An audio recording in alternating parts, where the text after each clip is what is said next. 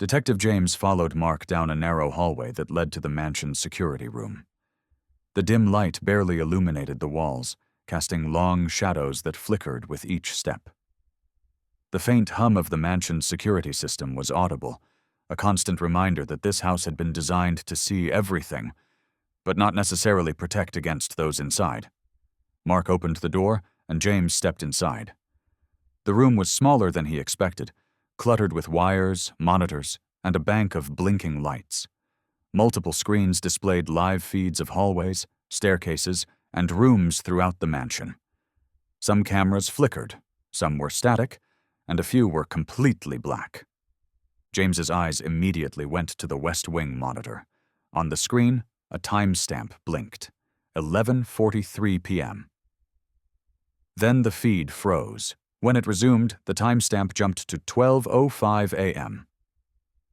He turned slowly to Mark, who fidgeted nervously. "Why was this feed stopped?" James asked, his tone calm but sharp. Mark swallowed, avoiding eye contact. I was following instructions," he admitted. "Mrs. Victoria told me to shut down the cameras for privacy reasons." James arched an eyebrow. "Privacy at 11:43 at night? During a supposed burglary?" Mark's gaze dropped to the floor. I didn't question it. I didn't know." James walked slowly to the monitor, leaning close. He paused each frame, scanning for movement. Nothing. No shadows. No sign of anyone entering or leaving the West Wing during the 11-minute blackout. It was as if the thief had never existed. He straightened and ran a hand through his hair. "Interesting," he murmured to himself. "The alarm never triggered. The bedroom shows no forced entry. The window shows no footprints. Yet somehow the necklace is gone." Mark shifted uncomfortably. I only followed orders." James's eyes met his. "Orders can cover a lot of mistakes. Or a lot of secrets," he said flatly. He turned back to the monitors. Each one told a small piece of the story.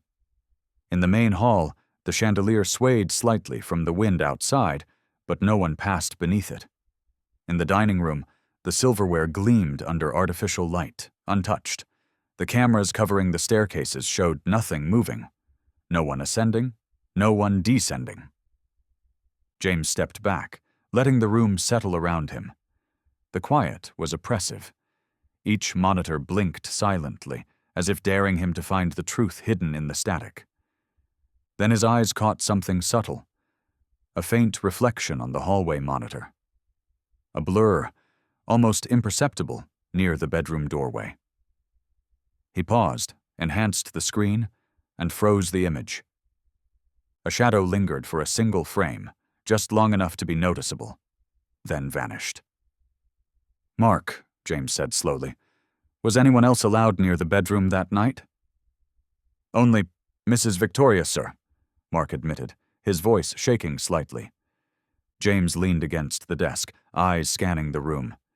The answer he had been looking for began to crystallize. No outside intruder, no accidental theft. The crime scene, the blackout, the pristine bedroom, it all pointed inward. He allowed himself a deep breath. "The thief didn't enter from outside," he said quietly. "The thief had access, and they controlled everything, the cameras, the alarms, even the illusion of chaos." Mark swallowed hard, clearly realizing the implication. "Who else could it be?" Mark asked nervously. James didn't answer immediately. He looked at the frozen frame of the shadow once more, then at the monitors showing the sleeping mansion. His eyes narrowed as he processed everything: the financial documents, the torn fabric, the undisturbed bed, the halted cameras. His mind raced, connecting dots faster than he could write them. Everything was pointing to a single conclusion. The break-in had been staged, every detail meticulously planned, every clue deliberately placed. James turned to Mark one last time. "I need to see her. Mrs. Victoria, alone. It's time we talked." Mark nodded, his face pale. James left the security room, the monitors continuing their silent vigil. Behind him, the mansion seemed to hold its breath, waiting to see whether the detective would uncover the truth hidden in plain sight. Detective James left the security room and made his way to the mansion's study.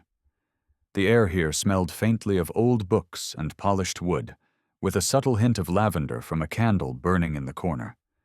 Rain still tapped softly against the windows, a rhythmic reminder of the night's events. He pushed a chair aside and sat at the large mahogany desk, where a neat pile of papers had been left.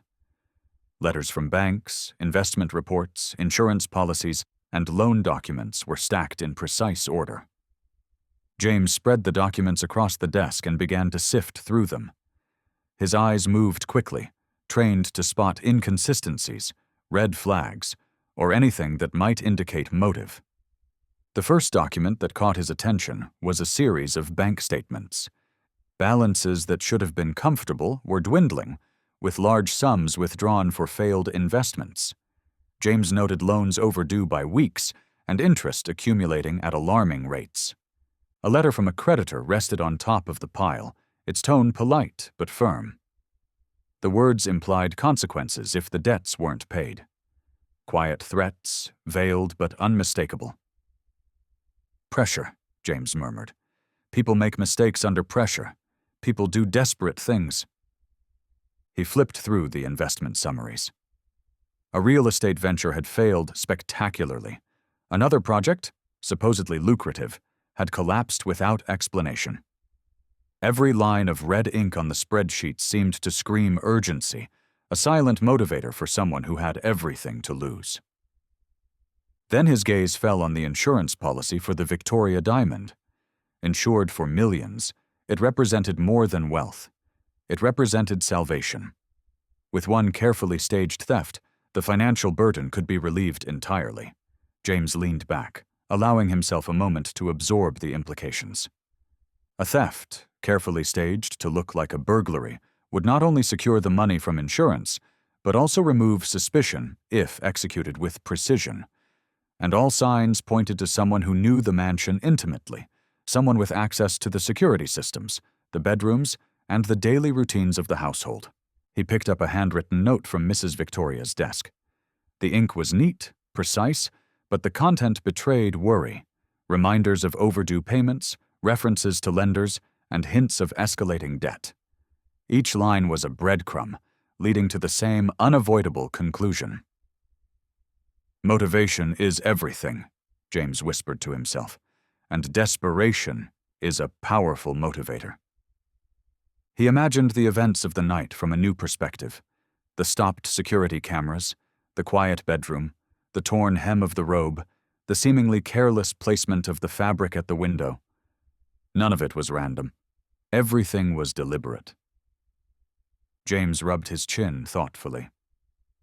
"This isn't a burglary," he said softly. "It's a message, a solution, and the person who staged it is counting on us to believe it was someone else." He paused for a moment, staring at the documents. Financial ruin can make people dangerous, but careful planning makes them lethal in their deception. The detective picked up one last paper, a ledger with dates, amounts, and personal notes.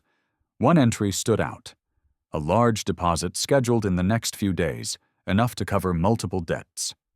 The implications were clear. The timing of the theft, the carefully orchestrated scene, the placement of evidence, it all aligned with the idea of a calculated, intentional plan. James set the papers down. The evidence was mounting, the puzzle pieces beginning to fit. And slowly, the truth that had eluded him for so long started to crystallize. Somewhere in the mansion, hidden in plain sight, the thief was waiting for the perfect moment to reveal themselves, or perhaps to escape detection entirely. James stood, his resolve firm. He knew the next step would require confrontation, questions that would force the truth out. And from the financial evidence before him, he was confident that the break-in was no accident. The answer was close, closer than anyone suspected. And the truth, like all truths, was about to be exposed. Detective James returned to the living room, the shadows of the chandeliers casting intricate patterns across the marble floors. The staff were already gathered, each of them standing a few paces apart, avoiding eye contact, as though the tension in the room made even the air heavy. James placed his notebook on the table and folded his hands. His eyes swept over the three individuals: Samuel, the butler, Lydia, the maid, and Mark, the security guard. Each of them looked nervous, and each carried an invisible weight, their own secrets hidden beneath layers of obedience and fear. "Let's go through this slowly," James said, his voice calm but firm. "I want the truth, and I want it now." He turned first to Samuel. "You've been loyal to this family for years," James began. "That loyalty is clear, but even the most loyal people have limits. You've had financial difficulties in the past, correct?" Samuel's jaw tightened. "Yes," he admitted reluctantly. "I have debts. But I would never betray Mrs. Victoria. I've dedicated my life to serving this household." James nodded slowly, making a note. "Dedication can be tested. If someone offered a solution to your problems, you might be tempted. Did anyone approach you last night?" Samuel's face remained impassive, but his knuckles whitened as he gripped his hands behind his back. "No, no one approached me." James's gaze moved to Lydia. She shifted nervously, twisting her apron in her hands. "And you?" James asked gently. "You were cleaning the West Wing, correct? Alone?" "For the most part," Lydia whispered, eyes darting to Samuel and back. "I didn't see anyone enter the rooms. I was just afraid of making mistakes. I couldn't bear if something went wrong." James crouched slightly to meet her gaze. "Fear can cloud judgment, but fear can also hide the truth. Did you see anything unusual? Anything at all?" Her lips trembled. I thought I saw a shadow near the bedroom, but I wasn't sure. I didn't want to get in trouble for speaking out." James made a mental note. Shadows were easy to misinterpret in dim light, but sometimes they were the first sign of deception. Finally, he turned to Mark. The security guard had been fidgeting since James entered. His uniform was neat, but sweat dotted his forehead. "You disabled the cameras," James said, his voice low. "But only under instruction, correct?" "Yes," Mark admitted. I didn't question it. I trusted her orders." James stepped closer. "Mark, every detail matters. You're in a position to know when someone enters or leaves. If the cameras were off, then only one person could have accessed the rooms undetected." Mark swallowed hard, his eyes widening slightly. "You mean Mrs. Victoria?" James's gaze was steady. "The evidence is pointing that way, but I want to hear it from the source. Someone staged the break-in, someone created the illusion, and that someone knew exactly what they were doing." A tense silence filled the room. The three staff members exchanged glances, the unspoken understanding clear. This was no ordinary burglary. James leaned forward, lowering his voice just enough to command attention. "Let me be clear," he said. "I am not here to punish the innocent. But if anyone is hiding the truth, now is the time to speak. Because the moment the full story comes out, there will be no room for lies." He stood back, giving them space, but keeping his eyes trained on each one. Lydia swallowed and looked down. Samuel's expression remained composed, but there was a faint tension in his jaw. Mark fidgeted again, the weight of knowing he had followed instructions without question pressing heavily on him. James turned slightly, addressing them all at once. "Think carefully about your next words. The necklace, the cameras, the bedroom, the pattern is clear. Someone staged this to look like a burglary, and whoever did it has been counting on me not noticing the details." The staff remained silent, and for a moment it seemed as if the mansion itself were holding its breath. James allowed the silence to stretch, letting the weight of his words sink in. The pieces were falling into place, and the person who had orchestrated the theft, the one with access, opportunity, and motive, was becoming clearer with every passing second. All that remained was to confront them. and Detective James was ready. Detective James returned to the bedroom alone. The mansion had grown quieter now, the echoes of rain outside the windows the only sound. The staff were gone, each retreating to their quarters, leaving the detective and the mansion in a charged, almost unnatural silence. James moved slowly through the room, eyes scanning every surface. Crime scenes had voices, and this one was whispering, but subtly, almost teasingly. The jewelry case still sat open on the dresser, velvet interior empty. No fingerprints, no scratches, no sign of forced entry. The necklace was gone, yet there was nothing chaotic, nothing hurried. James crouched to examine the fabric still sealed in the evidence bag. The dark blue fibers glimmered slightly in the light of the chandelier. Small, delicate, expensive. It couldn't belong to a common thief. It was the kind of material a wealthy socialite, or someone close to her, might own. He stood and walked to the bed. Smooth, undisturbed sheets, pillows fluffed, no signs of sleep, no evidence of someone leaving in a rush. He pressed his hand to the mattress, cold, firm, untouched. This room, he murmured, was staged. James's eyes traveled to the window. Rain had left streaks along the glass, but the garden below remained undisturbed. No footprints, no disturbed soil, no broken branches. If anyone had entered or exited through the window, they had done so with surgical precision. Or not at all. He remembered Lydia's shadow, fleeting in her memory, and Mark's admission about the camera blackout. Each piece now fit into a troubling pattern. The cameras had been stopped at the critical moment, the bedroom had been kept pristine, and the evidence, a torn piece of fabric, had been placed deliberately. James exhaled slowly, piecing together the sequence in his mind. The bedroom, no disturbance, implying either absolute control or deception. The cameras, stopped during the theft, yet no one appears in the footage. The torn fabric, a planted clue, but one designed to mislead. The financial documents, mounting debt, overdue loans, and the insurance policy on the diamond necklace, all pointing to motive. He sat on the edge of the bed and allowed his thoughts to wander.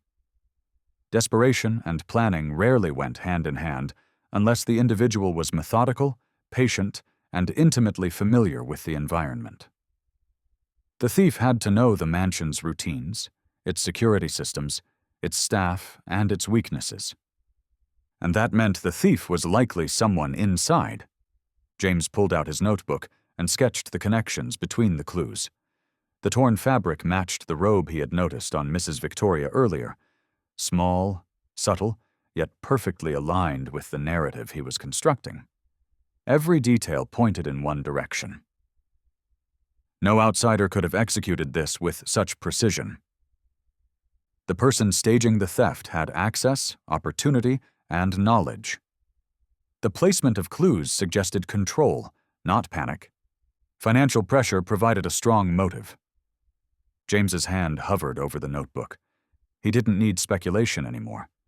The evidence was forming a portrait, calculated, deliberate, and chillingly clever. A single thought crystallized in his mind.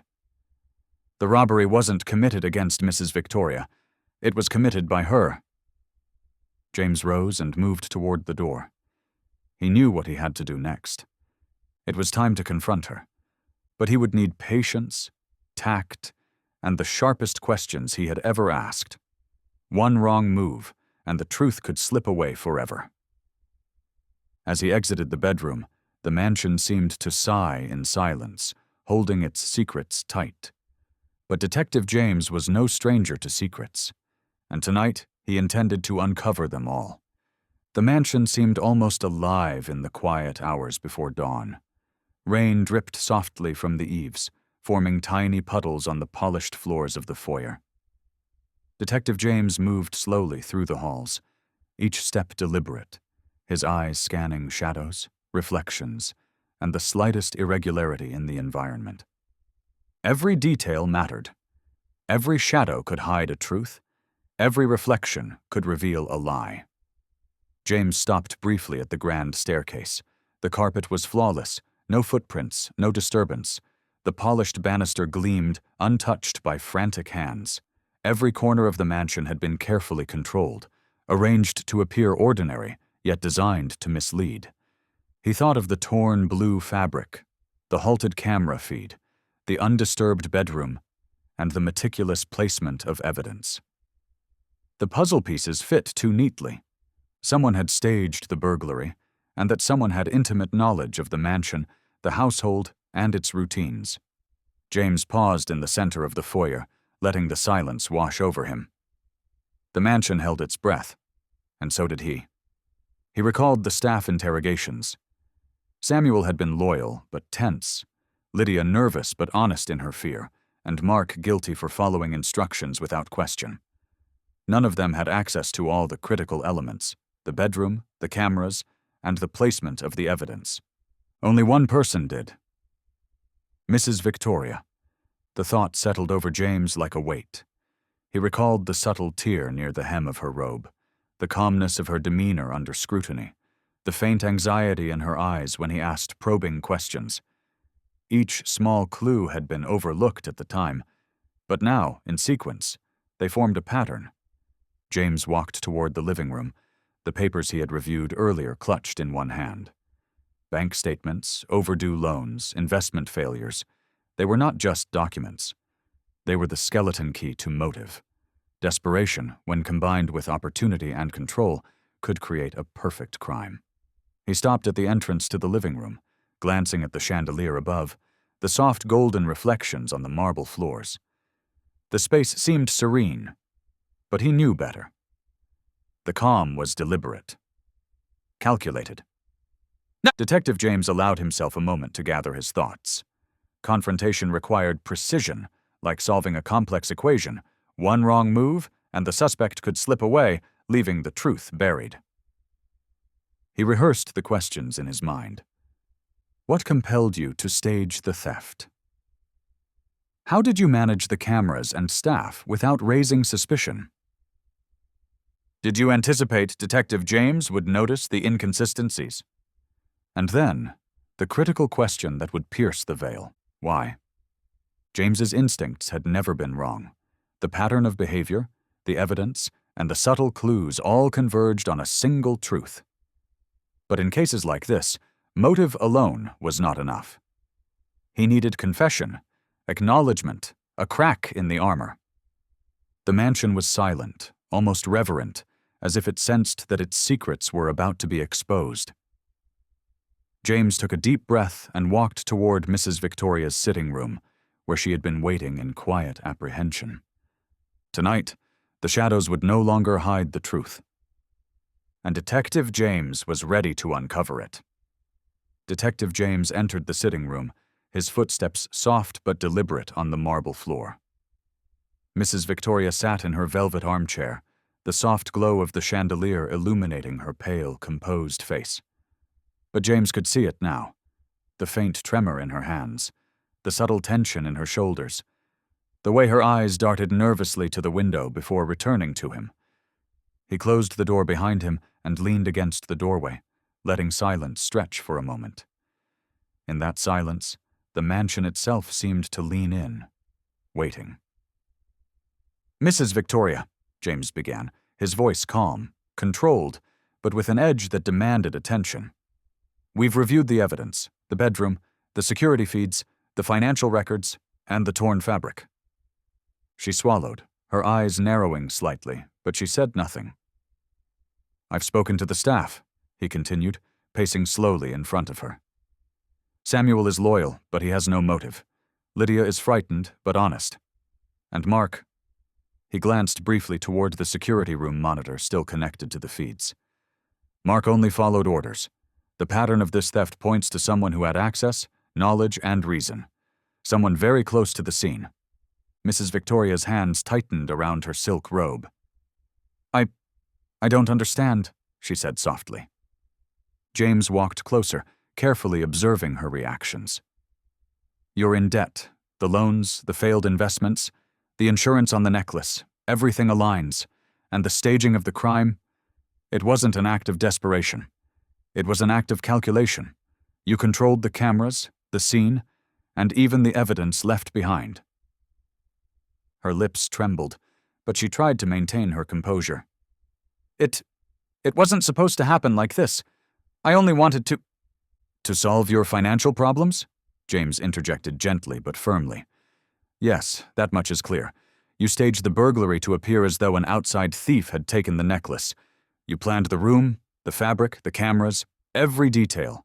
And yet— He paused, letting the weight of his words settle. You underestimated the smallest details. The tear in your robe, the halted security feed, the pristine state of the bedroom. Every one of them pointed to someone inside. To you. Mrs. Victoria's composure cracked. Her eyes glistened with unshed tears, her lips parted as if to speak, but no words came at first. Finally, a whisper escaped. I only wanted a way out. James nodded slightly. I understand. Desperation makes people do things they never thought they would. But staging a crime, leaving evidence to mislead, it's still a crime. And the law doesn't care about intent. It cares about actions. She lowered her head, covering her face with trembling hands. The room was silent except for the faint patter of rain against the windows. James softened his tone. It's over now, Mrs. Victoria. The evidence has been collected, the truth is clear, and you will be held accountable. But at least you no longer have to hide from it. Slowly, she removed her hands, her expression a mixture of shame, fear, and relief. I never wanted anyone to get hurt, she whispered. No one was hurt, James said. But the deception, it's been uncovered. The shadows you hid in are gone. He stepped back, letting her process the confession. Outside, the first light of dawn began to pierce the sky, golden and soft, bathing the mansion in warmth. It felt symbolic. After a night of darkness and deception, the truth had emerged. Detective James took one last look around the sitting room, absorbing the quiet tension of the space that had held so many secrets. The puzzle was complete. The case was solved. And though justice would follow, one thing remained clear. Even in the most perfect places, desperation leaves its mark. The storm had finally passed, leaving the mansion bathed in the soft, golden light of dawn. Detective James escorted officers back into the bedroom. The jewelry case, now empty, had already been sealed as evidence. James instructed one of the officers to check the safe deposit box at a nearby branch. Minutes later, the priceless Victoria diamond glimmered under the flashlight beam, perfectly intact, lying on a bed of velvet. The relief in the room was palpable. No one had been hurt, and the necklace was recovered. But James knew the victory was not just in retrieving the diamond, it was in uncovering the deception. Mrs. Victoria watched quietly, her eyes downcast. There was no relief, only the weight of consequences finally settling upon her. James noted the subtle change in her demeanor, fear tempered by acceptance. Everything will be handled legally, he said softly, but the truth is out. That's what matters. She nodded, barely whispering, I understand. Once Mrs. Victoria was taken into custody, James turned his attention to the staff. Samuel, Lydia, and Mark had remained calm, though exhausted. You did the right thing, James told them. You were loyal, and none of you were complicit. Your honesty helped bring clarity to this case. Lydia exhaled, tears welling in her eyes. I was so scared. I didn't know if anyone would believe me. James smiled faintly. Fear doesn't make you guilty. Courage does, and you showed it by telling the truth. Samuel, ever composed, gave a small nod of gratitude. Thank you, Detective. It's a relief to have this resolved. Mark's guilt had lessened now that the truth was clear. I followed orders. I hope that doesn't count against me. It doesn't, James assured him. You'll be noted for your cooperation. This case is as much about uncovering the truth as it is about catching the culprit. For the first time, a quiet sense of closure settled over the household. The tension that had gripped the mansion for so long began to dissipate. Alone in the foyer, James paused and surveyed the mansion. The rain had left puddles that reflected the morning light, turning the marble floors into a glittering mosaic. Every detail he had noticed during the night, the fabric, the halted cameras, the undisturbed bed, flashed through his mind. He reflected on human nature, the desperation that drives people to extreme measures, the careful planning that can make even a lie appear truthful, and the subtle clues that never truly hide if someone is paying attention. The mansion was silent, but it had spoken, and James had listened. He allowed himself a small, private smile. Justice had been served, and the truth, as always, had a way of surfacing, sometimes in whispers, sometimes in shadows, but never truly hidden. Detective James stepped outside onto the mansion's driveway. Police cars were leaving, officers conversing in low voices as the early morning sun painted the sky in warm hues of gold and rose.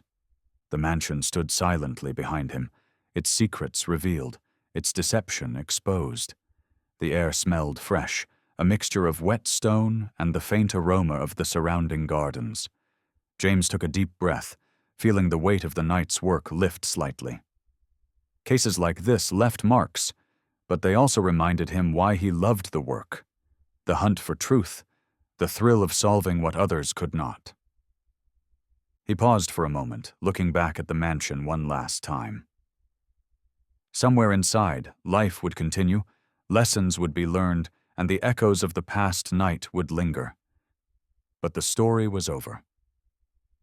With a measured step, Detective James walked down the driveway, his trench coat fluttering in the morning breeze.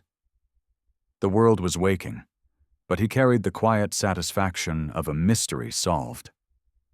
And as the sun rose fully over the horizon, it illuminated not just the mansion, but the enduring truth. Even in the darkest night, justice finds a way to shine. Thanks for watching A Midnight Jewel Heist. If you enjoyed this story, don't forget to like this video, share it with your friends, and subscribe to our channel for more thrilling crime stories and cinematic mysteries. Hit the bell icon so you won't miss Part 3, where Detective James uncovers even more secrets and the mystery continues. Your support helps us create more suspenseful stories, so join our community of mystery lovers today. Thanks again, and remember, sometimes the truth is hiding in plain sight.